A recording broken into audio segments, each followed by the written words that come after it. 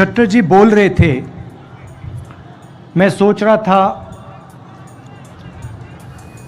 इतने सीनियर नेता को बीजेपी ने टिकट क्यों नहीं दिया। उन्होंने कहा कि उनकी एज तो नहीं है।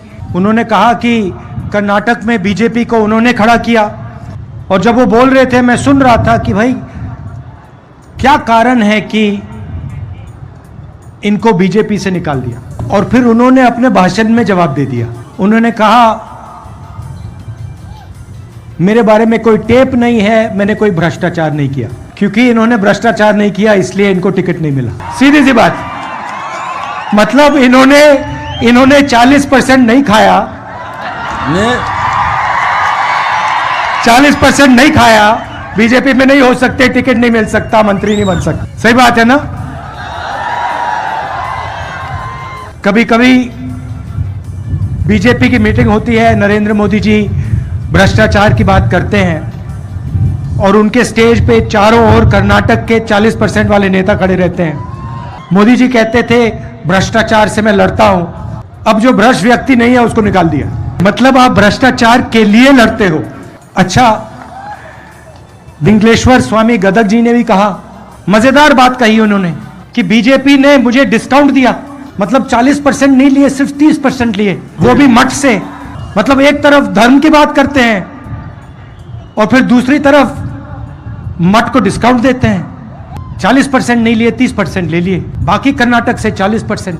कुछ भी काम करवाना हो, छोटा से छोटा या बड़ा से बड़ा, 40% लगेगा। कॉन्ट्रैक्टर एसोसिएशन नरेंद्र मोदी जी को चिट्ठी लिखता है, कहता है प्रधानमंत्री जी कर्नाटक में बीजेपी की सरकार 40% कमीशन लेती है। आज तक चिट्ठी रिसीव ही नहीं की, जवाब छोड़ो, रिसीव ही नहीं की। मैसूर सैंडल सोप कॉर्पोरेशन में एमएलए का बेटा 8 करोड़ रुपए कैश लिए पकड़ा जाता है। पुलिस सब इंस्पेक्टर स्कैम में 80 लाख रुपए की ब्राइब होती है। असिस्टेंट प्रोफेसर के लिए पैसा लिया जाता है, स्कैम होता है। असिस्टेंट इंजीनियर जॉब स्कैम होता है। मतलब जहां भी देखो बीजेपी के लोग 40% लेते हैं। इन्होंने सरकार बनाई, पिछली सरकार, ये भी इनकी नहीं थी, ये भी चोरी की सरकार थी। मतलब वोट किसी और को दिया, पैसा देके खरीद लिया, सरकार बना दी। अच्छा, इनका एमएलए कहता है, बीजेपी का एमएलए कहता है कि 2500 करोड़ रुपए में बीजेपी का सीएम पोस्ट खरीदा जा सकता है।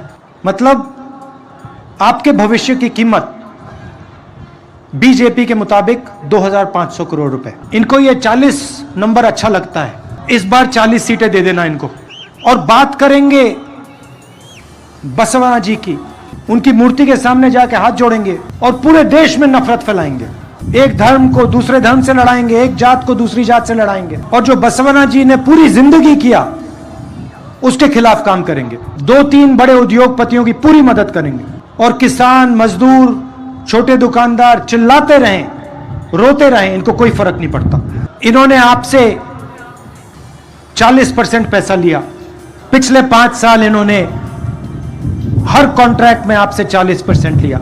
अब हम आपके लिए कुछ करना चाहते हैं। शुरुआत में ही हम 4 वायदे करना चाहते हैं और पहले दिन, पहली कैबिनेट मीटिंग में हम ये वायदे पूरे करने जा रहे हैं। मैं आपको बता रहा हूं, 2 दिन नहीं लगेंगे, पहले दिन, पहली मीटिंग में ये 4 काम होंगे। 5 साल आपसे 40% चोरी हुई, इसीलिए पहले दिन ये 4 वायदे पूरे होंगे। इन वायदों से अदानी जी का, अंबानी जी का फायदा नहीं होगा। हम अदानी जी को मुफ्त में एयरपोर्ट नहीं दे रहे हैं, पोर्ट नहीं दे रहे हैं, पावर प्लांट नहीं दे रहे हैं। हम कर्नाटक के गरीब कमजोर लोगों से 4 वायदे कर रहे हैं। पहला वायदा गृह लक्ष्मी, 2000 रुपए हर महीने हर महिला को। दूसरा वायदा गृह ज्योति, 200 यूनिट बिजली मुफ्त में हर महीने। तीसरा वायदा अन्न भाग्य, 10 किलो चावल हर परिवार के मेंबर को। और चौथा और सबसे जरूरी वायदा 3000 रुपए हर महीने हर ग्रेजुएट को और 1500 रुपए हर महीने हर डिप्लोमा होल्डर को। और यह शुरुआत होगी, पहले दिन होगा यह काम। उन्होंने 40% लिया, हम ये 4 वायदे आपको देंगे। एक और बात, प्रधानमंत्री जी ने ओबीसी की बात की, तो ओबीसी की बात करते हैं। अगर हमें देश में सबको भागीदारी देनी है, सबको शामिल करना है, तो हमें पता लगाना पड़ेगा किसकी आबादी कितनी है। जैसे कभी आपके पैर में चोट लगे तो आप डॉक्टर के पास जाते हो और एक्सरे कराते हो। एक्सरे से पता लग जाता है कि प्रॉब्लम क्या है। जब यूपीए की सरकार थी, हमने कास्ट सेंसस करवाया था। सेंसस में हर जात के बारे में सवाल पूछा गया था। सेंसस के डेटा में है किसकी कितनी आबादी है, ओबीसी कितने हैं, दलित कितने हैं, आदिवासी कितने हैं, जनरल कितने हैं, माइनॉरिटी कितने हैं। उस एक्सरे को प्रधानमंत्री पब्लिक क्यों नहीं करते? हिंदुस्तान की जात की सच्चाई देश को क्यों नहीं बताते?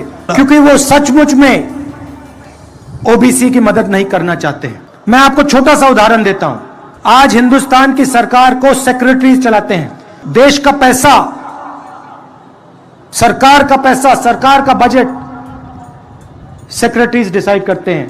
उन सेक्रेटरीज में से सिर्फ 7% ओबीसी, एससी और एसटी से आते हैं। क्या ओबीसी, एसटी और एससी की आबादी सिर्फ 7% है देश में? देश को पता लगना चाहिए कि इस देश में ओबीसी कितने हैं, दलित कितने हैं, आदिवासी कितने हैं, जनरल कितने हैं। नरेंद्र मोदी जी को एकदम कास्ट सेंसस का डेटा रिलीज कर देना चाहिए। दूसरी बात, जो रिजर्वेशन पे 50% का लिमिट रखा हुआ है, इसको एकदम हटा देना चाहिए।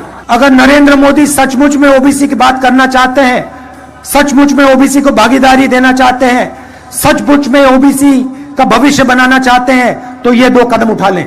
और जब तक ये काम नहीं करेंगे तब तक वो ओबीसी शब्द न प्रयोग करें। कि अगर वो सचमुच में ओबीसी को चाहते हैं तो ये 2 काम उनको पहले करने चाहिए। और तीसरी बात, जितनी आबादी एससी और एसटी की है उतना रिजर्वेशन उनको मिलना चाहिए। और प्रधानमंत्री जी, अगर आपने कास्ट सेंसस का डेटा रिलीज नहीं किया और 50% का कैप नहीं हटाया, पहले हम आप पे दबाव डालेंगे, आपसे करवाएंगे, और अगर आपने नहीं किया तो हम करेंगे।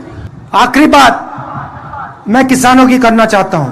आप याद कीजिए, जब यूपीए की सरकार थी, हमने आपका कर्जा माफ किया था। 72,000 करोड़ रुपए किसानों का माफ किया। पेट्रोल का दाम 60 रुपए हुआ करता था, गैस सिलेंडर 400 रुपए का था, पर टैक्स नहीं लगता था। हम फर्टिलाइजर सब्सिडी देते थे। आज आप पे ऊपर जीएसटी लगता है। 100 रुपए का पेट्रोल हो गया, 1000 रुपए का सिलेंडर हो गया, और पूरा का पूरा फायदा 2-3 उद्योगपतियों को जाता है। शुगर केन के किसानों को सही दाम नहीं मिलता। आज मैंने किसानों से बात की और उनको आश्वासन दिया कि हम उनको सही दाम दिलवाएंगे शुगर केन के लिए, और एग्रो इंडस्ट्री को प्रमोट करेंगे। सीएम ने मैंगो पल्प यूनिट की बात की थी, कुछ किया नहीं। हम यह काम करके दिखाएंगे। आखिरी बात, जब नरेंद्र मोदी प्रधानमंत्री बने थे, उन्होंने कहा था 2 करोड़ युवाओं को हर साल रोजगार दूंगा। 40 साल में सबसे ज्यादा बेरोजगारी हिंदुस्तान में आज है। 40 साल में सबसे ज्यादा बेरोजगारी हिंदुस्तान में आज है। सरकारी कंपनी एक के बाद एक प्राइवेटाइज की जा रही है। सरकारी रोजगार कम किया जा रहा है। हेल्थ केयर में और शिक्षा में सरकार को इंस्टीट्यूशंस बनाने चाहिए, वो सारा का सारा प्राइवेटाइज हो रहा है। ऐसा हिंदुस्तान हमें नहीं चाहिए। बेरोजगार हिंदुस्तान हमें नहीं चाहिए। गरीब हिंदुस्तान हमें नहीं चाहिए। न्याय चाहिए हमें, और यही कर्नाटक की सरकार करने जा रही है। गरीबों के लिए, किसानों के लिए, मजदूरों के लिए सरकार बनेगी। और इन्होंने जो 40% भ्रष्टाचार किया है उसको हम भूलेंगे नहीं। आप सब आए, दूर दूर से मेरी बात सुनने आए, इसके लिए मैं आपको दिल से धन्यवाद करता हूं। कांग्रेस पार्टी को कम से कम 150 सीटें देनी है, नहीं तो फिर से ये आपसे जो इन्होंने पैसा चोरी किया है उससे ये सरकार को खरीदने की कोशिश करेंगे, और इनको 40 सीट से ज्यादा मत दे देना। आप सबका बहुत बहुत धन्यवाद। नमस्कार।